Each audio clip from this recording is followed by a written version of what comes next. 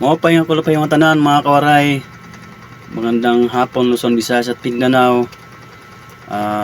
Siyempre doon po sa ating mga OFW, mabuhay po kayo. Welcome po sa aking munting channel, Igmay Ka-PH Vlog. Na muli maghahatid po sa inyo ng mga nakakatakot na video ngayong hapon na to. Siyempre, gaya po ng dati, credit po ito kay Andy the Explorer. Maraming salamat po sa kanya. At sana po ay mag-enjoy po kayo sa panonood sa mga ngayong hapon, sa ihandog ko sa inyo mga nakatakot na video ngayong hapon. Maraming salamat po sa inyo, sa lahat ng mga sumusubaybay sa aking mga ina-upload na video. Maraming salamat po sa panonood. Sana po lang ay huwag niyo pong kalimutan mag-iwan ng likes bago po matapos ang video na inyong pinapanood. At maraming salamat po din sa mga nag-subscribe na sa aking munting channel. At sana po ay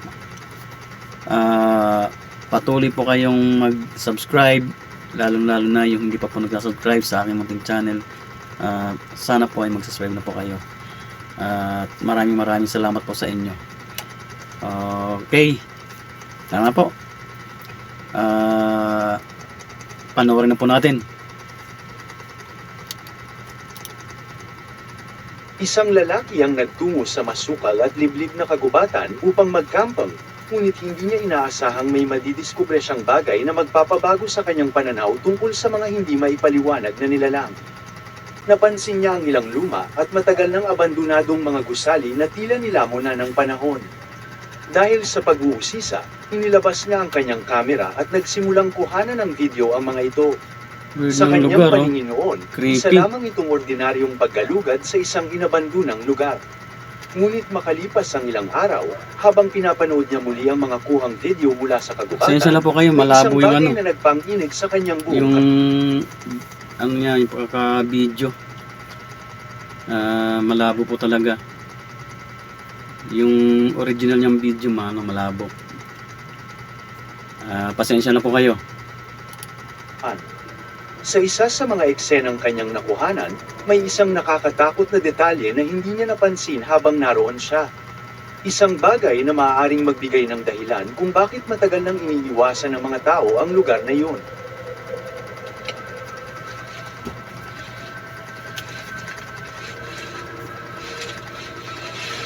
Masukal na yung yung likuran ng yung likuran tsaka yung gilid ng bahay. Medyo makapal na yung mga damo. Meron doon ito. Pansin niyo yun guys, ito transparent siya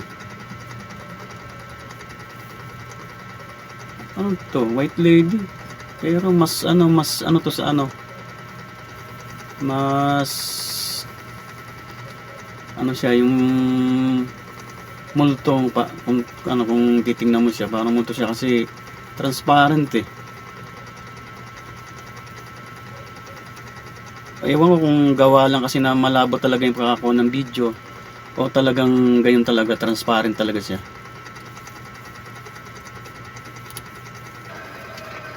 Yan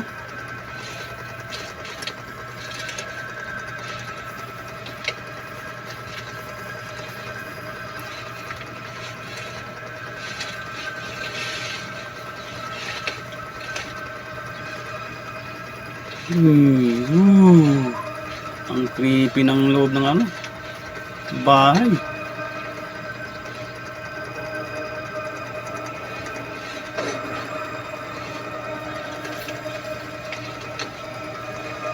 Sa loob ng isa sa mga abandonadong gusali, may isang napakaputla at malaking figure na makikitang Ayan pansin niyo po yan. Transparent siya, talagang malabo lang talaga pagkakuha ng video. Sa kadiliman. Ang nilalang ay tila bahagyang transparent na para bang hindi ito ganap na bahagi ng ating mundo. Mas lalo pang nakapangingilabot ang anyo nito dahil kahawig umano ito ng isang napakatangkad na babae Gumagalaw na eh, may ibig mahabang buhok sabihin. na nakalaylay sa kanyang mukha. Ilang segundo lamang itong lumitaw bago muling Hindi siya naglaho basta sa mga ano. anino ng gusali. Parang Ayon sa lalaking kumuha ng sabihin mo na ano yung parang imahe lang, mga larawan lang na inilagay doon. O kaya damit lang na parang sinampay. Gumalaw siya eh. Pwedeng andin naman kung sakasakaling sinampay siya. Pwedeng hangin lang, gawa lang ng hangin kaya gumalaw. Bahala na po kayong humusga. wala siyang ideya kung sino o ano ang kanyang nakunan. Marami ang naniniwala na ang nilalang na iyon ay hindi tao at na ang abandonadong gusaling iyon Ayan, ay no? maaaring pinamamahayan ng mga ligaw na espiritu o iba pang hindi maipaliwanag na presensya. Ngunit ang tunay na tanong ay ito, ano nga ba ang nilalang na lumitaw sa video? Isa lamang ba itong kakaibang ilusyon ng kamera, o may mas madiling na misteryong nagtatago sa loob ng abandonadong gusaling iyon? Ang mga security camera na nakakabit sa mga kabahayan ay nakakapag-record ng iba't ibang kakaiba at nakakatakot na pangyayari. Ngunit ang nahuli ng kamerang ito ay ibang klase. Kalaliman na ng gabi nang makatanggap ng notification sa kanyang cellphone ang isang lalaki mula sa motion sensing camera na nakakabit sa harap ng kanyang bahay. Dahil sa pag-aakalang may tao na gumagala sa labas, agad niyang binuksan ang footage. Ngunit ang kanyang nakita ay isang bagay na mahirap ipaliwanag at tunay na nakakakilabot. Panoorin ninyong mabuti ang footage na ito.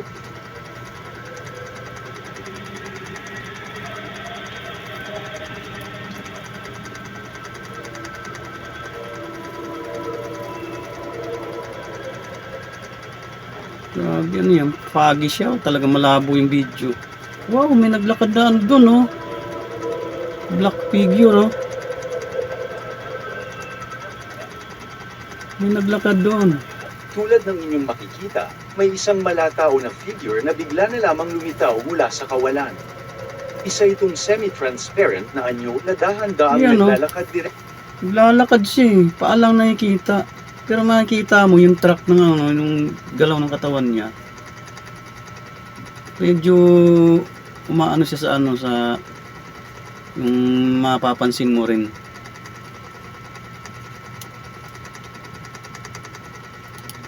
Sa harap ng bahay. Ayan, oh. May ilan na nagsasabing isa lamang daw itong ordinaryong tao na nagmukhang ganoon dahil sa camera glitch o error sa recording. Ngunit kapag tiningnan mong mabuti Siya, ang naglalakad video, siya, oh. mapapansin Paalang na talaga. malinaw at normal ang lahat ng nasa paligid. Siya lang naman ang tayong ganon. Kitang-kitang maayos ang kuha. At walang anumang distortion, walang senyales ng malfunction sa camera, maliban lamang sa misteryosong nilalang na iyon na dumaan sa harap ng bahay. Dahil dito, marami ang naniniwalang isa itong tunay na multo na aksidenteng nahagip ng security camera. Ngunit para sa inyo, isa nga ba itong ligaw na espiritu, o may mas loikal pang paliwanag sa nakakakilabot na Grabe, footage no? na ito? Tangin siya lang naman ng ganon. Eh, yung mga bagay dito, yung tong kotse na to, sasakyan na to, okay naman siya eh. Makikita mo yung ano, hugis ng tao dito, oh. Dalawa pa yan. Pero siya talaga, oh. Kahit itong ano na to, oh.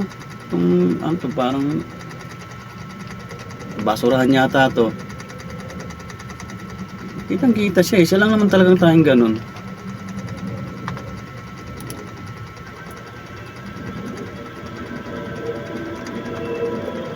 Grabe, oh.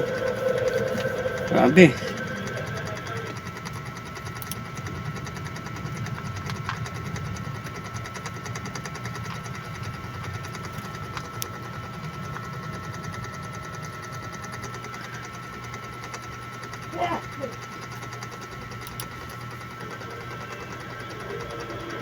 Isang nakakakilabot na pangyayari ang umano'y naranasan ng isang grupo ng mga mangingisda habang nangingisda sa kalagitnaan ng gabi.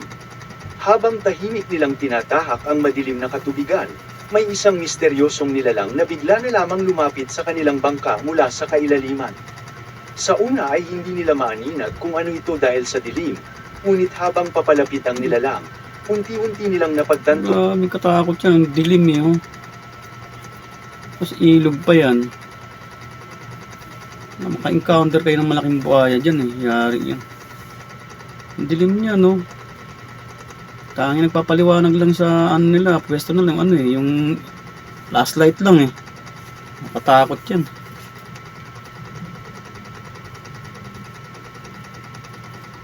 Tatapang nila kuya, oh. Hindi ito pangkaraniwang isda sa tubig. Ayon sa ilan, maaaring isa itong aswang sa tubig na matagal nang kinatatakutan ng mga residente sa lugar. Samantalang para naman sa iba, ang anyo nito ay mas kahawig ng isang sirena o nilalang na matagal ng laman ng mga alamat at kwentong bayan. Panoorin ninyong mabuti.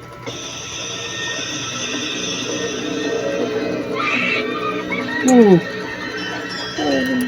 grabe yung... Wow, creepy ng mukha, oh.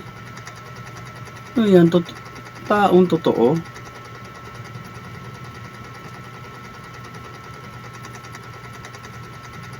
Bagay dun sa title niya, aswang sa tubig eh. Pero parang ano lang eh. Parang humihingi ng tulong eh. Parang nalulunod lang eh.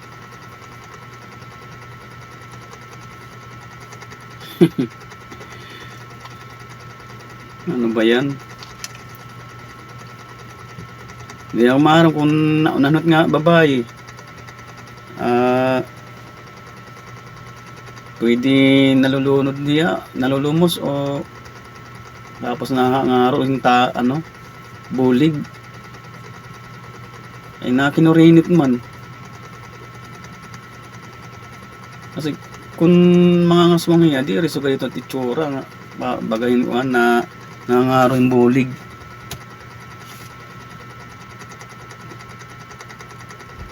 Pero pwede liwat, baka kung baka ginilipat lahira para dumaok. Bahala na ikaw mag-judge ito kung kung tinuod ba to, aswang ba ito, kung tao ba.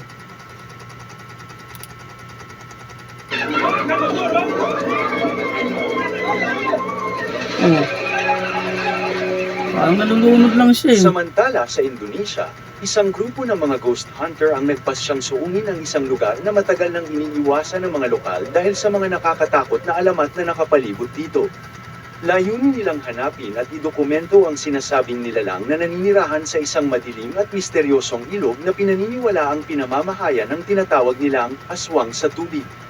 Sa kabila ng panganib at matinding takot, nagpatuloy sila sa kanilang investigasyon habang bitbit ang kanilang mga kamera.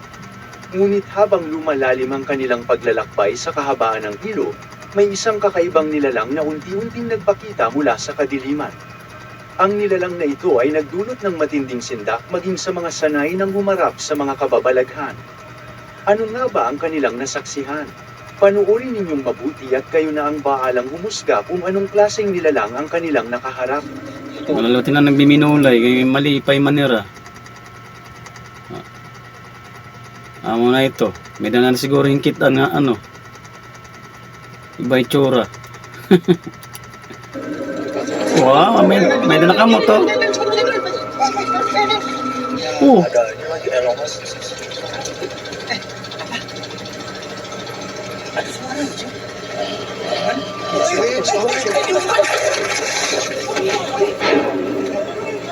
Ito man, no?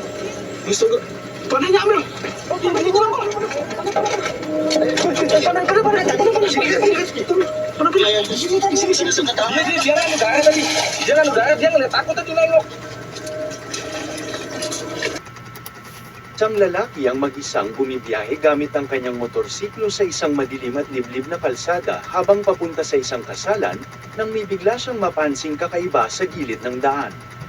10 oras na ng gabi at wala dapat kahit sino roon. Walang Dilim sasakyan. ng ng dinadaanan yung kahabaan ng kalsada na yan. Katakot bumiyahe ng ganyan na madilim. Kahit nag-iisa ka lang ng biyahe. Kahit na medyo may ilaw, madilim pa rin eh. Tapos parang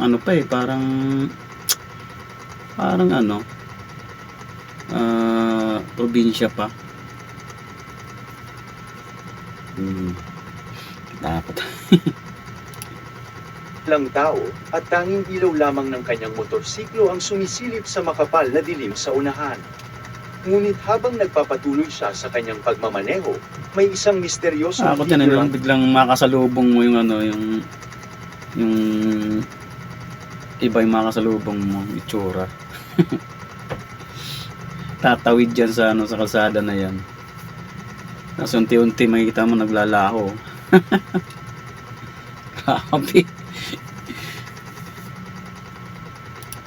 unti-unting lumitaw sa malayo, isang anyong hindi dapat naroroon sa oras at lugar na iyon.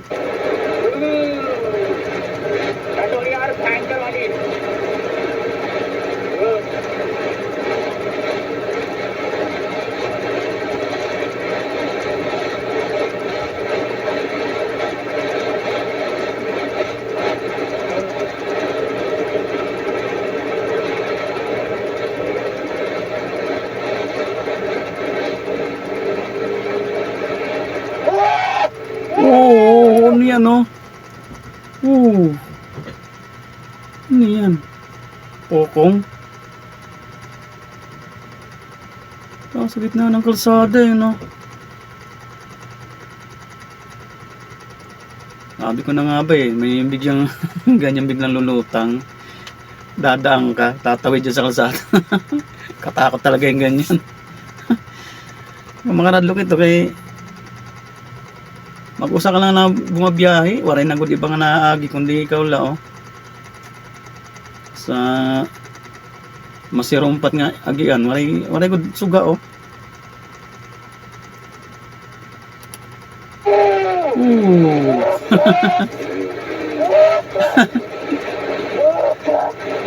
takot siya. Dor ka dapat nga tao. Ba, mabalik pa ya.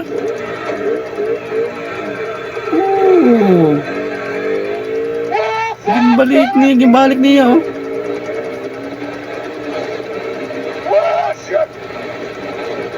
Sige tiyo kurinit.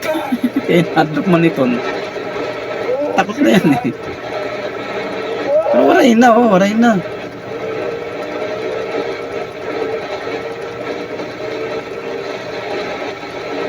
Waray na daw ang kalsada. Habang natama ang ilaw ng motorsiklo sa kalsada, unti-unting nabunyag ang hugis ng isang matangkad at maputlang nilalang na naglalakad sa gilid ng daan. Ngunit ang tunay na nakakatakot ay ang kakaibang kilos nito. Hindi ito lumilingon, hindi ito umiiwas sa motorsiklo, at tila wala man lamang itong pakialam sa presensya ng rider. Patuloy lamang itong naglalakad ng dahan-dahan, tahimik, matigas ang galaw, at halos mistulang multo. Marami ang naniniwalang isa itong ligaw na espiritu o aparisyon na madalas umanong nagpapakita sa mga kalsadang may maliliit na kasaysayan, mga lugar kung saan may naganap na aksidente, trahedya, o hindi may paliwanag na pagkamatay. At ngayon, tanungin mo ang sarili mo, kung ikaw ang mag-isang bumibiyahe sa madilim na kalsadang yon, at biglang may lumitaw na ganitong nilalang sa ilaw ng iyong motorsiklo, hihinto ka ba upang alamin kung ano? Kung nakot maagi da nga nito magpapakita nga ano ba ito, white lady ba ito o multo, hindi ko na maokoy diretso good la ba yung mga ni bundulong ko pa hiya.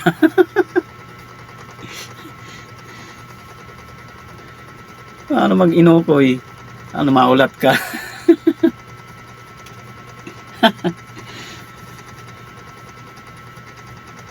Kamu na pagulat, di ako mahulat. O bibilisan mo na lamang ang takbo at hindi na muling lilingon Siyempre, hindi na ako yung hinto dyan.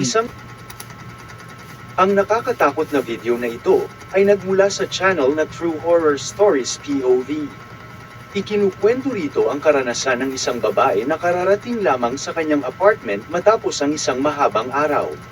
Ngunit habang papalapit siya sa kanyang unit, bigla siyang nakaramdam na tila may kung sino o kung anong sumusunod sa kanya mula sa likuran. Dahil sa matinding kaba, dali-dali siyang pumasok sa loob ng kanyang apartment. Ngunit ilang segundo lamang ang lumilipas, isang pangyayaring hindi niya kailanman inaasahan ang naganap. Isang nakakakilabot na mukha ang bigla na lamang lumitaw sa Grabe, no? Grabe yung pagkakaanong, ano, yung video. Creepy yung ano, yung dinadaanan niya eh. Doon na lang sa may parking area. Tahimik na tahimik eh. Ikaw lang yung dumadaan doon.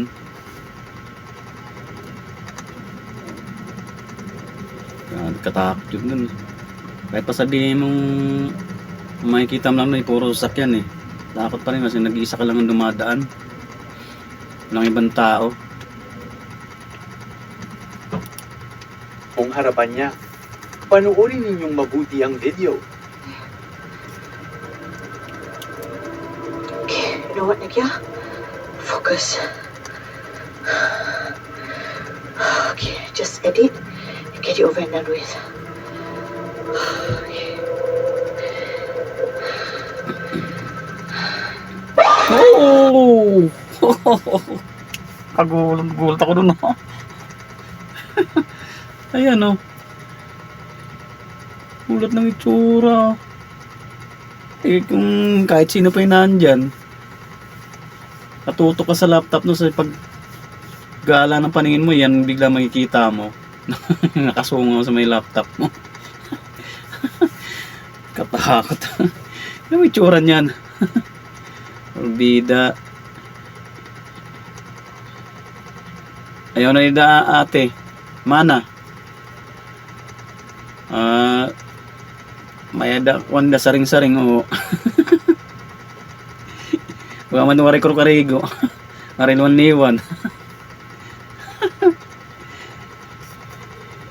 It kamahugaw it na mo kita daw.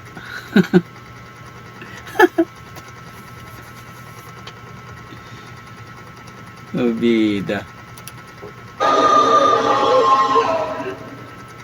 Gaya ng makikita sa footage, mabilis siyang pumasok sa loob ng kanyang apartment habang halatang kinakabahan. Paulit-ulit siyang lumilingon na para bang may matang walang tigil na nagmamasid sa bawat galaw niya.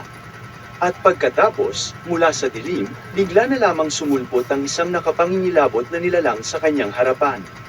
Ang nilalang ay may maputlang mukha at mga matang kulay puti na tila nakatitig ng diretso sa kanyang kaluluwa. Ta daw ito. Ilang saglit lamang ang lumipas at bigla rin itong naglaho na parang Nawala puso. na oh.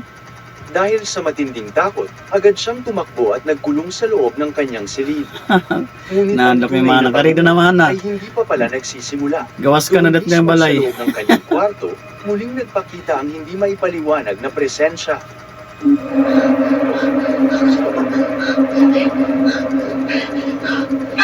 Oh, kahalabat buhok porbida.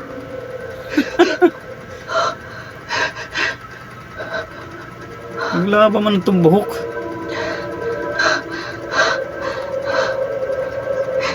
Sarili niya. Sarili niya na wala ko eh.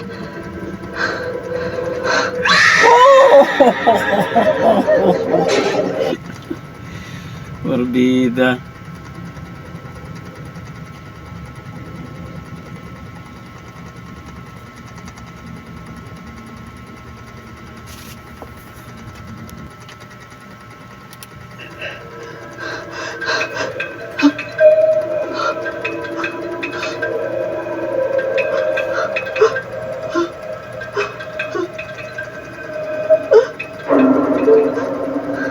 Kaya dinalawa to. Anot lingkuran.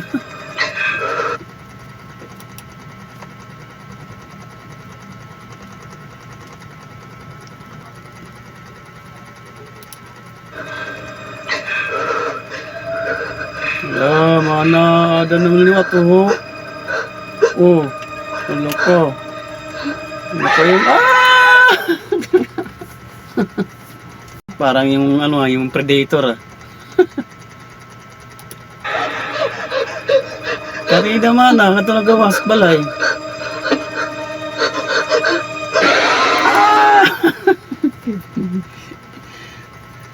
Kurbidat nga mata. Nagbubarosag la. Namumuti yung mata.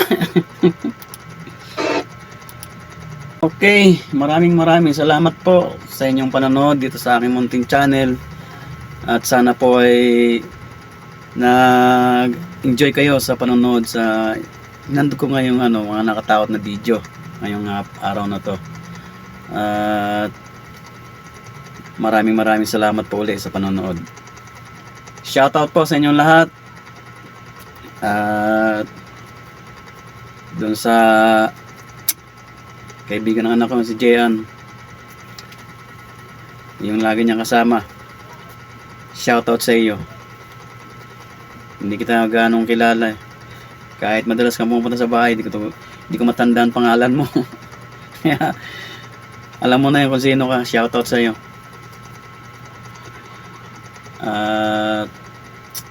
Okay. Doon sa mga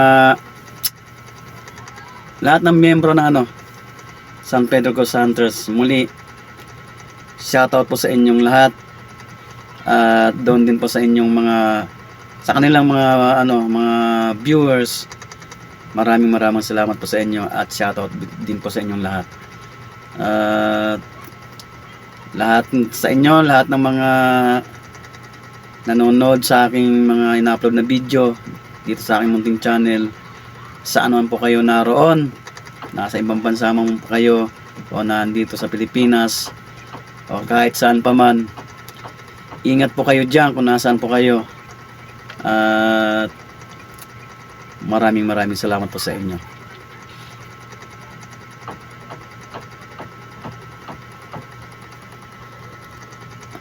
At shoutout din po pala doon sa mga kamag-anak ko dyan sa Leyte, lang dyan sa Tacloban, Tanawan, Dagami, Tabon-Tabon, Bilisong, Burawin, at dito sa sa may bandang Cavite, may mga kamag-anak din ako dyan.